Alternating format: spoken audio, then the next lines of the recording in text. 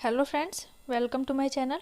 आज 5 नवंबर है और आज की वीडियो में हम लोग 5 नवंबर 2022 के करंट अफेयर्स पढ़ने वाले हैं। तो चलिए स्टार्ट करते हैं। पहला क्वेश्चन है, हाल में पहला बायोस्फीयर रिजर्व के लिए अंतर्राष्ट्रीय दिवस 3 नवंबर को मनाया गया। तो बायोस्फीयर रिजर्व के लिए पहला अंतर्राष्ट्रीय दिवस मनाया गया है, जो कब मनाया गया है? तो यह मनाया गया है 3 नवंबर को, और इसे मनाने की घोषणा 2021 में की गई थी। तो इसे आप याद रखिएगा, काफ़ी इंपॉर्टेंट बन जाता है। इसे यूनेस्को द्वारा मनाया गया है, और यूनेस्को का हेड क्वार्टर कहाँ है? तो यूनेस्को का हेड क्वार्टर है पेरिस, फ्रांस में। इसे भी आप याद रखिएगा। तो यूनेस्को ने इसे मनाया है 3 नवंबर को, पहला बायोस्फीयर रिजर्व के लिए अंतर्राष्ट्रीय दिवस मनाया है यूनेस्को ने, और इसे मनाने की घोषणा 2021 में की गई थी।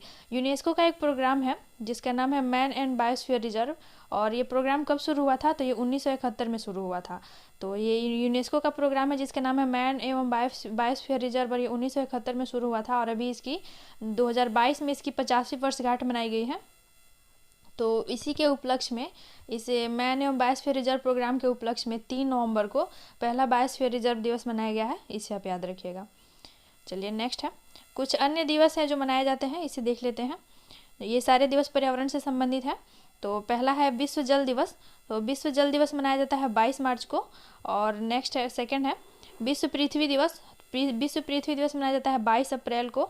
विश्व जैव विविधता दिवस 22 मई को मनाया जाता है, और पर्यावरण दिवस 5 जून को मनाया जाता है।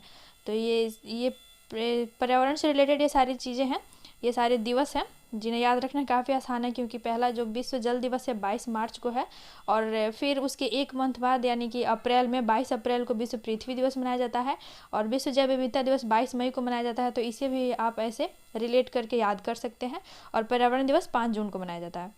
नेक्स्ट है, भारत का नवीनतम विश्व धरोहर स्थल। तो भारत में अभी वर्तमान में 40 विश्व धरोहर स्थल है, और ये जो 40वां विश्व धरोहर स्थल है ये कौन है? तो ये धौलावीरा है, और ये धौलावीरा हड़प्पा कालीन स्थल है जो कि गुजरात में स्थित है। तो इसे आप याद रखिएगा। इसे हाल ही में विश्व धरोहर स्थल का दर्जा दिया गया है। और यूनेस्को का जो अमूर्त धरोहर की सूची होती है, तो यूनेस्को का जो अमूर्त धरोहर की सूची होती है उसमें भारत की दुर्गा पूजा को, वेस्ट बंगाल का दुर्गा पूजा है, इसे शामिल किया गया है। तो इसे भी आप याद रखिएगा। और ये जो इसका 40वां विश्व धरोहर स्थल है, भारत का जो 40वां विश्व धरोहर स्थल है धौलावीरा है, और 39वां जो विश्व धरोहर स्थल था वह था रमप्पा मंदिर जो कि तेलंगाना में स्थित है, उसे भी आप याद रखिएगा। नेक्स्ट है, सेकेंड नंबर क्वेश्चन है, 2 से 3 नवंबर 2022 को नई दिल्ली में इंडिया केम 2022 सम्मेलन का आयोजन किया गया। तो इसका आयोजन कब हुआ है? तो इसका आयोजन हुआ है 2 से 3 नवंबर 2022 को, और कहाँ पे आयोजन हुआ है ये काफ़ी इंपॉर्टेंट है। नई दिल्ली में इसका आयोजन हुआ है। इसका नाम क्या है? इंडिया केम 2022। ये रसायन से संबंधित एक सम्मेलन है इंडिया केम 2022, जिसका आयोजन नई दिल्ली में हुआ है, और नई दिल्ली का जो प्रगति मैदान है उसी में इसका आयोजन किया गया है। और इसका शुभारंभ किया है हमारे जो स्वास्थ्य मंत्री हैं मनसुख मंडाविया, उनके द्वारा इसका शुभारंभ किया गया है। तो मनसुख मंडाविया हमारे देश के स्वास्थ्य मंत्री होने के साथ साथ ये रसायन मंत्री भी हैं। तो इन्होंने ही इसका शुरुआत किया है, इंडिया केम 2022 सम्मेलन का उद्घाटन किया है मनसुख मंडाविया ने। और ये इसका 12वां संस्करण है। ये जो सम्मेलन हुआ है इस सम्मेलन का 12वां संस्करण है, और ये हर साल 2 वर्ष पे इसका आयोजन किया जाता है। प्रत्येक 2 वर्ष पे इसका आयोजन किया जाता है। द्विवार्षिक रूप से ये आयोजित होता है ये सम्मेलन। तो इस बार ये आयोजित हुआ है, और इसका उद्घाटन किसने किया है? मनसुख मंडाविया ने, और दिल्ली के प्रगति मैदान में ये सम्मेलन हुआ है। और इस सम्मेलन का उद्देश्य क्या है? तो इस सम्मेलन का उद्देश्य है रसायन क्षेत्र में भारत को आत्मनिर्भर बनाना। तो इसका उद्देश्य रखा गया रसायन क्षेत्र में भारत को आत्मनिर्भर बनाने के लिए इस सम्मेलन का आयोजन किया गया है। चलिए नेक्स्ट है, कुछ अन्य सम्मेलन जो अभी हाल में हुए हैं इन्हें देख लेते हैं। तो एससीओ की बैठक कहाँ हुई है? एससीओ की बैठक हुई है समरकंद में, और समरकंद कहाँ है? उज्बेकिस्तान में है। तो एससीओ की बैठक समरकंद उज्बेकिस्तान में हुई है। इसी तरह क्वाड है, क्वाड 4 देशों का समूह है, जिसमें कि भारत, जापान, ऑस्ट्रेलिया और अमेरिका शामिल है। इसमें 4 देश शामिल है, भारत, जापान, ऑस्ट्रेलिया और यूएसए। और इसका क्वाड की बैठक अभी हाल में कहाँ हुई है? तो इसकी बैठक हुई है टोक्यो। टोक्यो कहाँ है? जापान में है। इसी तरह है बिम्स्टेक। तो बिम्स्टेक की बैठक कोलंबो में हुई है, श्रीलंका के कोलंबो में बिम्स्टेक की बैठक हुई है। और G7 की 2022 में जो सम्मेलन हुआ है वह G7 सम्मेलन जर्मनी में हुआ है। जर्मनी के पास G7 की अध्यक्षता थी, और इसे आप याद रखिएगा G7 का सदस्य भारत नहीं है। तो G7 में भारत शामिल नहीं है, इसे भी आप याद रखिएगा। चलिए नेक्स्ट है जीएसटी काउंसिल। तो जीएसटी काउंसिल की बैठक चंडीगढ़ में हुई है, और अभी जो ब्रिक्स का जो अध्यक्षता है ब्रिक्स की 2022 में अध्यक्षता चीन के पास है और ये 14वीं बैठक हो रही है चीन में। तो ब्रिक्स की अध्यक्षता 2022 में चीन के पास है और इसके पहले इंडिया के पास था। तो इसमें जो देश है ब्रिक्स में, तो इसी तरह ये सभी देशों के पास जाता है। तो इसके पहले जो 13वां हुआ था इंडिया के पास था, उसके बाद अभी चीन के पास है। इसी तरह ये सभी देशों के पास इसकी अध्यक्षता जाती है। चलिए नेक्स्ट है 3rd नंबर। विश्व पहेली चैंपियनशिप में 11 साल बाद भारत के लिए पहला रजत पदक प्रसन्ना से सादरी ने जीता है। तो विश्व पहेली चैंपियनशिप में भारत के लिए 11 साल बाद पहला रजत पदक यानी कि सिल्वर मेडल किसने जीता है? तो प्रसन्ना से सादरी ने जीता है। और इसमें गोल्ड किसने जीता है, गोल्ड मेडल किसने जीता है? तो उनका नाम है केन एंडो और वे जापान के हैं। तो जापान के केन एंडो ने गोल्ड जीता है और भारत के लिए जो मेडल जीता गया है प्रसन्ना से सादरी द्वारा कौन सा मेडल है? तो वह रजत पदक है। नेक्स्ट है कुछ अन्य खेल हैं जिनमें भारत ने पदक जीते हैं, तो इन्हें देख लेते हैं। कुछ अन्य खेल है का आयोजन कहाँ हुआ था और इसमें कौन विजेता रहा है, कौन उप विजेता रहा है, ये सारी चीज़ें देख लेते हैं। तो पहला है थॉमस कप। तो थॉमस कप का विजेता इंडिया रहा था। थॉमस कप का विजेता कौन था? इंडिया। और इंडिया ने पहली बार इस कप को जीता है, थॉमस कप को। और किसे हरा कर जीता है? उप विजेता कौन रहा है? तो उप विजेता इंडोनेशिया रहा है। और थॉमस कप किस खेल से संबंधित है? तो थॉमस कप बैडमिंटन से संबंधित है। इसी तरह संतोष ट्रॉफी। तो संतोष ट्रॉफी का 75वां संस्करण था और इसका आयोजन हुआ था केरल में और इसका विजेता भी केरल ही रहा था। और ये संतोष ट्रॉफी फुटबॉल से संबंधित है। तो थॉमस कप बैडमिंटन से संबंधित है, संतोष ट्रॉफी फुटबॉल से संबंधित है। इसे भी आप याद रखिएगा क्योंकि कई बार कप का नाम देके पूछ लेता है कि किस खेल से संबंधित है, तो इसे भी आप याद रखिएगा। चलिए नेक्स्ट है रणजी ट्रॉफी। तो रणजी ट्रॉफी का विजेता एमपी रहा है, एमपी यानी कि मध्य प्रदेश। और रणजी ट्रॉफी क्रिकेट से संबंधित है। इसी तरह डूरंड कप। तो डूरंड कप का 131वां संस्करण था और इसका विजेता बेंगलुरु रहा था और यह फुटबॉल से संबंधित है। तो डूरंड कप फुटबॉल से संबंधित है और 131वां संस्करण विजेता बेंगलुरु रहा था। नेक्स्ट 4 नंबर है अडानी न्यू इंडस्ट्रीज लिमिटेड द्वारा देश की सबसे बड़ी पवन टरबाइन की स्थापना गुजरात में की गई।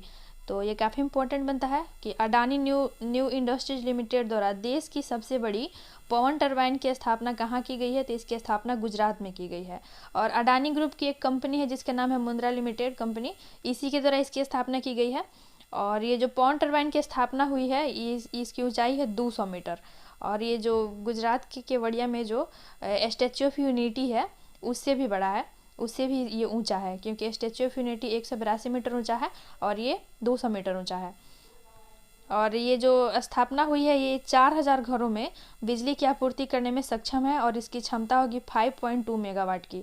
5.2 मेगावाट की इसकी क्षमता होने वाली है और ये 4000 घरों में बिजली आपूर्ति करने में सक्षम है, इसे भी आप याद रखिएगा। नेक्स्ट है देश का पहला हाइब्रिड संयंत्र जो कि सौर और पवन ऊर्जा का मिक्सअप था। देश का पहला हाइब्रिड संयंत्र कहाँ स्थापित हुआ था? तो ये राजस्थान के जैसलमेर में स्थापित हुआ था। और किसने स्थापित किया था? तो इसे भी अडानी ग्रुप ने ही स्थापित किया था। तो क्वेश्चन आ सकता है कि देश का पहला हाइब्रिड संयंत्र कहाँ स्थापित हुआ, किसने स्थापित किया? तो ये सौर और पवन ऊर्जा का मिक्सअप था, अडानी ग्रुप द्वारा राजस्थान में स्थापित किया गया। और राजस्थान में भी कहाँ? तो राजस्थान के जैसलमेर में स्थापित हुआ है। और नेक्स्ट है देश का पहला सौर ऊर्जा संचालित गांव कौन है? तो देश का पहला सौर ऊर्जा संचालित गांव बन गया मोढेरा जो कि गुजरात में है।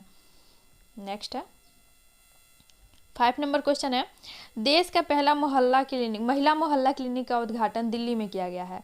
तो पहले मोहल्ला क्लिनिक का उद्घाटन कहाँ हुआ था? तो ये भी दिल्ली में हुआ था। और अभी हाल ही में महिला मोहल्ला क्लिनिक का उद्घाटन हुआ है, इसे भी आप याद रखिएगा। और जहाँ भी पहला शब्द जुड़ जाता है वह हमारे एग्जाम के लिए काफ़ी इंपॉर्टेंट बन जाता है।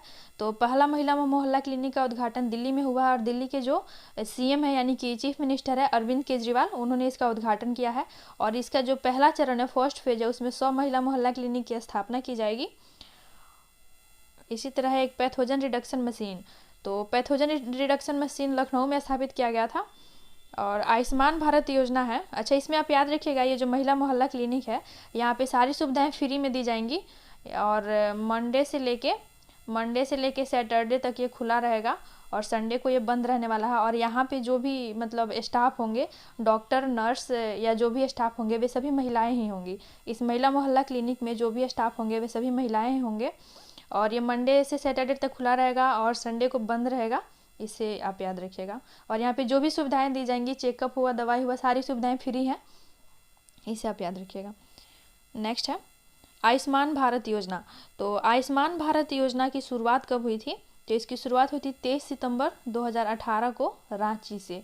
तो इसकी शुरुआत रांची से की गई थी और कब शुरुआत हुई थी? तो 23 सितंबर 2018 को हुई थी।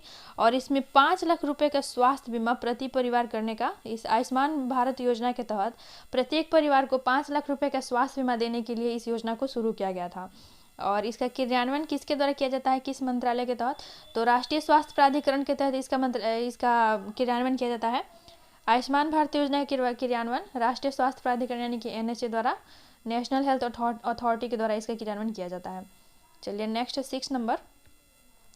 स्वतंत्र भारत के पहले मतदाता श्याम शरण नेगी ने पहली बार अपने घर में बैलेट पेपर से मतदान किया है। तो ये क्वेश्चन तो उतना इम्पोर्टेंट नहीं है, लेकिन इनसे रिलेटेड जो चीज़ें हैं वे काफ़ी इंपॉर्टेंट है। ये स्वतंत्र भारत के पहले मतदाता हैं श्याम शरण नेगी, इनका नाम याद रखिएगा। ये हिमाचल प्रदेश के हैं और इनका जन्म 1917 में हुआ था और इनकी आयु अभी 106 साल है और ये हिमाचल प्रदेश के हैं, इसे आप याद रखिएगा। तो अभी हिमाचल प्रदेश में विधानसभा का चुनाव हो रहा है, वहाँ पे 34वीं बार मतदान किए हैं। और ये जो 1951 में देश का पहला चुनाव हुआ था, उसमें भी इन्होंने मतदान किया था। तो इसे थोड़ा इम्पोर्टेंट बनता है कि 1951 के प्रथम चुनाव में इन्होंने मतदान किया था और अभी हाल में इन्होंने 34वीं बार मतदान किया है। तो इसे आप याद रखिएगा। और ये हिमाचल प्रदेश के हैं, इसे भी आप याद रखिएगा। कुछ अन्य चीज़ें हैं। मुख्य चुनाव आयुक्त, तो देश के जो प्रथम मुख्य चुनाव आयुक्त थे उनका नाम था सुकुमार सेन। और अभी जो महिला चुनाव आयुक्त, देश की पहली महिला चुनाव आयुक्त थी, उनका नाम था रमा देवी। और अभी जो वर्तमान में देश के चुनाव आयुक्त हैं, भारत के जो वर्तमान में चुनाव आयुक्त हैं, उनका नाम है राजीव कुमार। तो प्रथम सुकुमार सेन, प्रथम महिला रमा देवी और वर्तमान में राजीव कुमार है। नेक्स्ट है फिक्की के नए अध्यक्ष बने हैं, कौन बने हैं? तो सूर्यकांत पांडा बने हैं। तो सूर्यकांत पांडा को फिक्की का नया अध्यक्ष बनाया गया है। और फिक्की की स्थापना कब हुई थी? तो इसकी स्थापना 1927 में हुई थी और यह भारत का सबसे पुराना व्यापार संगठन है। फिक्की जो है ये भारत का सबसे पुराना व्यापार संगठन है जिसकी स्थापना 1927 में हुई थी और इसका हेडक्वार्टर नई दिल्ली में है। और अभी इसके अध्यक्ष कौन बने हैं? तो इसके अध्यक्ष बने सूर्यकांत पांडा। और सूर्यकांत पांडा कहाँ से हैं? तो ये उड़ीसा से हैं, इसे भी आप याद रखिएगा। नेक्स्ट है 8 नंबर। एशियाई स्क्वैश चैंपियनशिप 2022 में भारतीय पुरुष टीम ने पहली बार स्वर्ण पदक जीता है। ये हमारे एग्जाम के लिए काफ़ी इंपॉर्टेंट है। एशियाई स्क्वैश चैंपियनशिप 2022 में भारतीय पुरुष टीम ने पहली बार स्वर्ण पदक जीता है और इसका उप विजेता कौन रहा है, यानी कि भारत ने किसे हरा कर ये स्वर्ण पदक जीता है? तो उप विजेता कुवैत रहा है और कुवैत को सिल्वर मेडल मिला है। चलिए देखते हैं इससे रिलेटेड और चीज़ें। ये जो एशियाई स्क्वैश चैंपियनशिप है, एशियाई स्क्वैश चैंपियनशिप 2022 है, तो इसका आयोजन किया गया था दक्षिण कोरिया में और ये प्रत्येक 2 साल पे आयोजित होता है। ये द्विवार्षिक रूप से आयोजित होता है और इसका ये 21वां संस्करण था, इसे भी आप याद रखिएगा। और इसमें जो पुरुष विजेता टीम रही है, पुरुष टीम जो विजेता रही है, तो इसमें गोल्ड जीता है भारत ने। और भारत के जो सौरभ घोषाल है, उनके नेतृत्व में भारतीय पुरुष टीम ने गोल्ड जीता है। और सिल्वर जीता है कुवैत ने, कुवैत को हराकर भारत ने गोल्ड मेडल जीता है। और इसमें जो महिला टीम में जो विजेता रही है, जो कांस्य पदक विजेता जीता है भारतीय टीम ने, तो भारत की जो महिला टीम है उन्होंने कांस्य पदक जीता है। और भारतीय महिला टीम मलेशिया से हार के सिल्वर से चूक गई है और इन्होंने कांस्य जीता है। और ये जो एशियाई स्क्वैश चैंपियनशिप है, इसका पहली बार आयोजन कब हुआ था? तो इसका प्रथम बार आयोजन हुआ था 1984 में, इसे भी आप याद रखिएगा। चलिए नेक्स्ट है 9 नंबर क्वेश्चन है। इजराइल के नए प्रधानमंत्री बेंजामिन नेतन्याहू होंगे। तो अभी जो वर्तमान में इजराइल के प्रधानमंत्री थे यार लैपिड, उनके जगह पे अभी इजराइल के नए प्रधानमंत्री कौन बनने वाले हैं? तो वे बनेंगे बेंजामिन नेतन्याहू। और इजराइल की स्थापना हुई थी 1948 के पहले इजराइल नाम का कोई देश नहीं था। तो 1948 में जो यहूदी शरणार्थी थे वे फिलिस्तीन में आके रहने लगे और धीरे धीरे उन्होंने पूरे फिलिस्तीन पे कब्जा करके इजराइल नाम का एक नया देश बना लिया है। और भारत और इजराइल के बीच जो संबंधों की शुरुआत हुई थी वो 1992 से हुई थी। 1991 तक भारत ने इजराइल से कोई भी संबंध स्थापित नहीं किया था। 1992 से भारत और इजराइल के बीच संबंधों की शुरुआत हुई थी और अभी जो 2022 में भारत और इजराइल के बीच संबंधों की 30 साल पूरे हो गए हैं, 30वीं वर्षगांठ मनाई गई है और इसके लिए एक लोगो जारी किया गया है। भारत और इजराइल ने एक लोगो जारी किया है 30वीं वर्षगांठ के उपलक्ष्य में। चलिए नेक्स्ट है ये जो बेंजामिन नेतन्याहू है, जो अभी हाल में इसके इजराइल के जो पीएम बनने वाले हैं, यानी कि प्राइम मिनिस्टर बनने वाले हैं, वे इसके पहले भी काफ़ी लंबे समय तक इजराइल के पीएम रहे हैं। तो कब से कब तक रहे हैं? तो 1996 से 2021 तक बेंजामिन नेतन्याहू इजराइल के प्रधानमंत्री रहे हैं, और 2021 में इन्होंने त्यागपत्र दे दिया था, इस्तीफा दे दिया था। उसके बाद ये जो यार लैपिड है, ये बने थे इजराइल के पीएम। और अभी जो फिर चुनाव हुए हैं, 120 सीटों पे टोटल चुनाव हुआ था, जिसमें कि बहुमत के लिए कितना सीट चाहिए था? 61 सीट चाहिए था। और ये जो बेंजामिन नेतन्याहू है, ये लिकुड पार्टी के, इजराइल में एक पार्टी है लिकुड पार्टी के नेता हैं, और इस पार्टी ने कितना सीट जीता है? तो इसने टोटल 64 सीट जीता है। तो बहुमत के लिए कितना चाहिए था? 61 चाहिए था, और जीता कितना है? 64 जीता है। और ये बनने वाले हैं इजराइल के पीएम, और ये काफ़ी लंबे समय तक भी इजराइल के पीएम रहे, 1996 से 2021 तक। और इजराइल के राष्ट्रपति कौन है? तो वर्तमान में इजराइल के राष्ट्रपति हैं इसहाक हर्जोग, इससे भी आप याद रखिएगा। ये भी 2021 में ही इजराइल के राष्ट्रपति बने थे, इससे आप याद रखिएगा। चलिए नेक्स्ट है नागालैंड। तो नागालैंड में पहली बार पक्षियों की गिनती की जा रही है।